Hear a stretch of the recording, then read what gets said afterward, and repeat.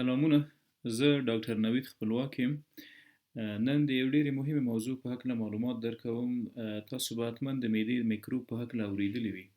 هلیکوبکټر پایلوري یا ایچ پایلوري او ترڅنګ یې د معدې د زخم او د تخریشونو په هکله به هم معلومات لرئ چې د همدې میکروب په واسطه منځته راځي. دا یو مارپیچ اسپرینګي شکله میکروب د په خپل پورتنۍ برخه کې د فلاجیل په نامه یا فلاجیلا په نامه شاخونه لري او د دغه فلاجیلاو په واسطه باندې حرکت کوي او بالاخره د وخت په تیریدو کولی شي د معدې د التهاب، عفونت او بالاخره د زخمونو سبب وګرځي.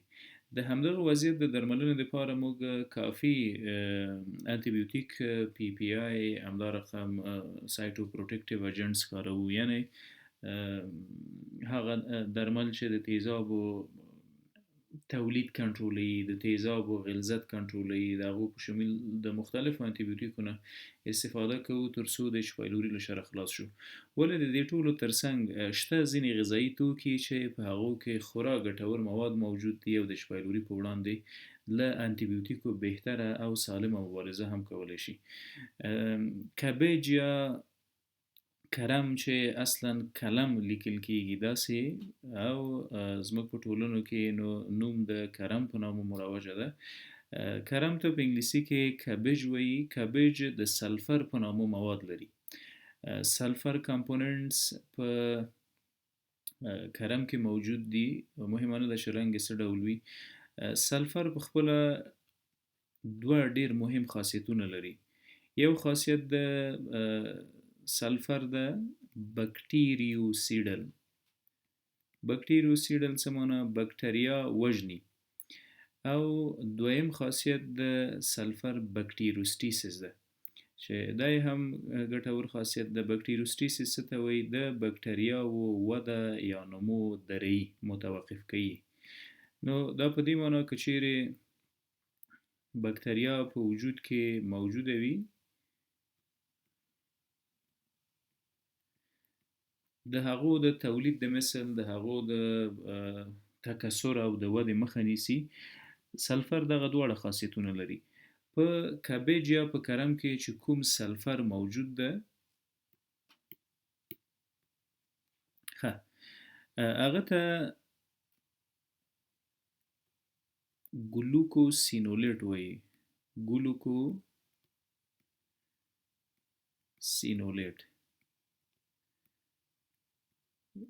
ګلوکوسینولیټ سلفر کنټینینګز کمپاوند دي یا هغه مواد دي چې په خپل ترکیب کې سلفر لري او دا په کبیج یا په کرم یا په کاهو کې موجود دي او دا په شدت د ایچ پایلوري د وژنې سبب ګرځي. په ایچ پایلوري کې موږ څه لرو؟ تاسو ته مخکې هم ما اشاره وکړه. ایچ پایلوري په خپله پورتنۍ ساحه کې فلاجیلا لري او د دوی په واسطه باندې حرکت کوي. موټیلیټي یا حرکت د ایچ پایلوري د همدغو فلاجیلا یا شاخونو په واسطه کیږي. کله چې حرکت وشو په همدې جریان کې ایچ پایلوري د ځان نه یو انزایم ترشح کوي چې هغه ته یوریز وایي. دغه یوریز څه کوي؟ تیزاب اخلي، خنثی کوي. دا یو مشخص میکانیزم لري چې یوریا په امونیا باندې بدلوي. د یوریز انزایم یوریا اخلي او په امونیا یې بدلوي NH3. دغه امونیا القلي ده او خاصیت ضد د تیزابو لري. نو ایچ پایلوري هم ساحه د تیزابو نه ځان ته خلاصه کی، پاکه کی او بل مواد چې له ځانه ترشح کوي هغه پولیساکرایډز دي چې پکې د اډهیسین په نامه مواد موجود دي او اډهیسین څه کوي؟ ایچ پایلوري ته په یو ځای کې د نښتلو او سریښ کېدلو صلاحیت ورکوي. نو په فلاجیلاو یې حرکت وکړ، یوریز په نامه انزایم له ځانه ترشح کړ، ځای ځان ته پاک کړ چې تیزاب تخریب نه کړي، اډهیسین هم له ځانه ترشح کړل او بالاخره د معدې د حجراتو سره ځان نښلوي. مثلا د مثال په توګه ایچ پایلوري راغی او د دغو بدو خاصیتونو په واسطه یې ځان دلته ونښلو. دا ساحه که داسې وګورو د مایکروسکوپ لاندې د معدې دیوال څو لایې لري. یوه لایه د میکوزا چې په ده کې دا رقم اپیتیلیم موجود ده. اپیتیلیم یا د حجراتو هغه لومړۍ پرده. لاندې بله لایه سب میکوزا ده، د سب میکوزا نه لاندې بله لایه مسکولریس ده، او اخري بالاخره سیروزا او اکسترنا یا اخري لایې دي. دا د معدې د دیوال مایکروسکوپیک تصویر ده. که دغه ساحه راواخلو او زوم یې کړو او داسې لږه غټه وګورو، نو د معدې په دیوال کې دغسې د اپیتیلیم په نامه حجرات موجود دي. سمپل کلمنر اپیتیلیم په معده کې موجود ده. سمپل کلمنر اپیتیلیم او دغه مارپیچ ساختمان ته ګستریک پیچ وایي. ګستریک پیچ کې ګستریک لنز یا د معدې زخ زیات غدوات موجود دي. په دغه غدواتو کې ډېرې ګټورې حجرې موجودې دي. د دغه حجراتو نه مخصوص انزایمونه، مخصوص ترشحات کېږي لکه تیزاب، پیپسین، ګسترین. د اپیتیلیم سل ده.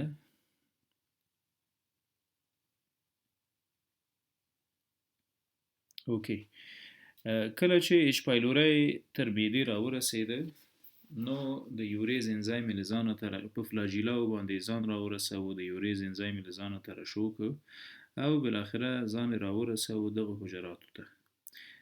د اډهیسین په نامه مواد یې له ځانه ترشح کړل او په دو د دې حجراتو سره ونښته. کله چې نښلي له ځانه زهري مواد ترشح کوي، اگزوټاکسینز دوه زهري مواد دي چې یو ته یې کیګ ای وایي او بل ته ویګ ای. کاګ ای او واګ ای دوه هغه ټاکسینونه یا زهري مواد دي چې راځي او دلته که دا حجره داسې غټه رسمه کړو، د دغو دوه حجراتو ترمنځ ټول خپلمنځي تعلقات له منځه وړي، سل انټګریټي له منځه وړي، د حجراتو ثبات له منځه وړي. څنګه یې له منځه وړي؟ کاګ ای د حجراتو په منځ کې انټراسلولر چې کوم ریسپټرز او انټراسلولر کوم تعاملات چې دي په دې ساحه باندې حمله کوي. کله چې د دوه حجرو ترمنځ تعاملات، نورماله تعاملات د دغه بکټریا په واسطه باندې له منځه لاړ شي، وننګول شي، نو د حجراتو ترمنځ هغه ثبات له منځه ځي، انټګریټي له منځه ځي. بالاخره د واګ ای په نامه دا دویم اگزوټاکسین چې ده دا راننوځي داخل د حجرې ته.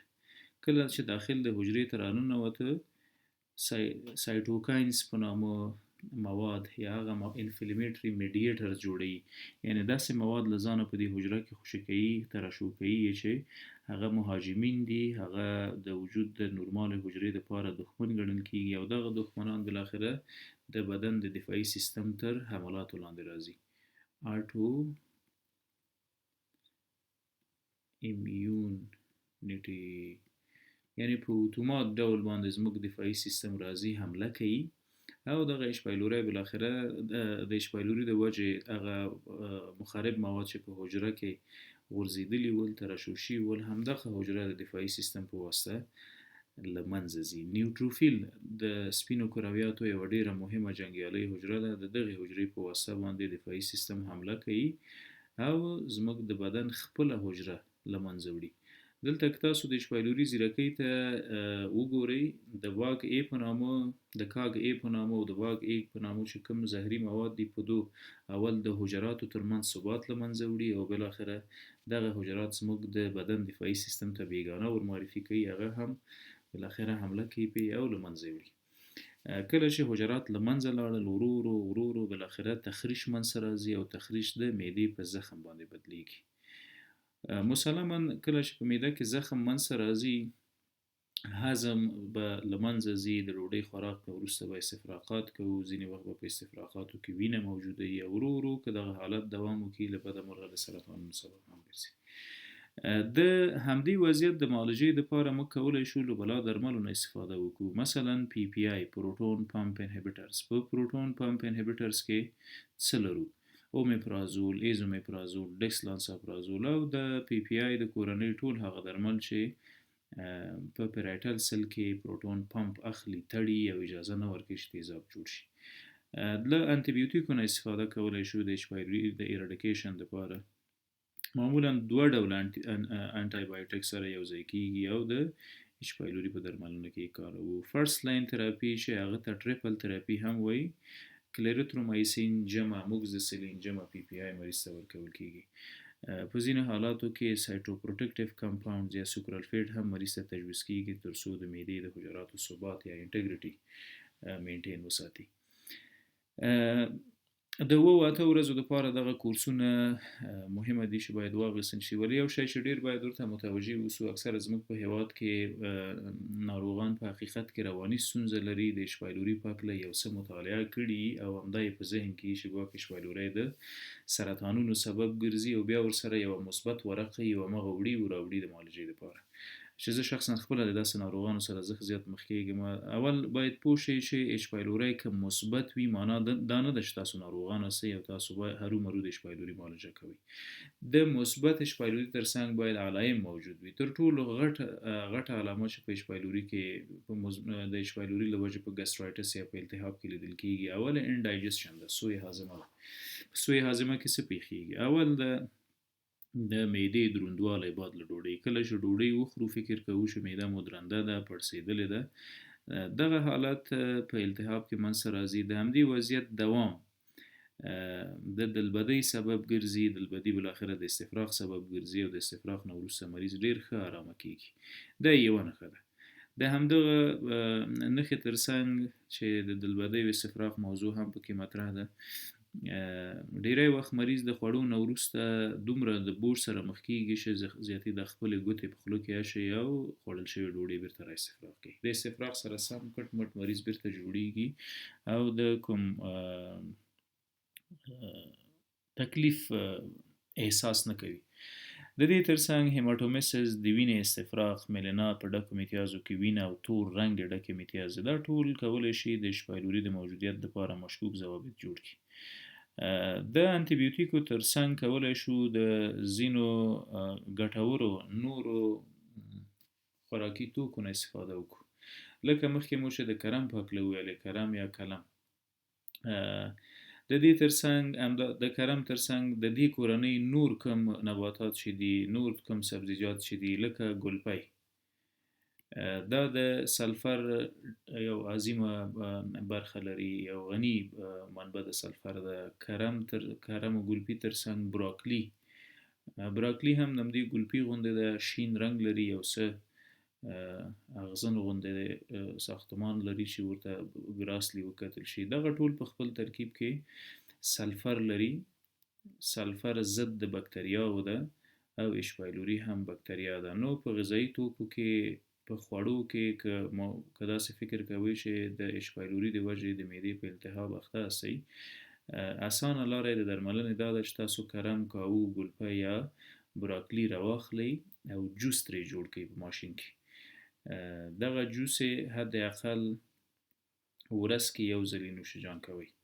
همدغه د جوس خوراک تقریبا در سره تر یو هفتې تر 2 هفتو پورې 7 days یا more than 7 days تجربه کوي. په خپله به وګورئ چې د معدې وضعیت مو ډیر سم شوی ده له پخوانه، که د اچ پایلوري عفونت یا د اچ پایلوري د وجې التهاب موجود و. ډیره زیاته مننه.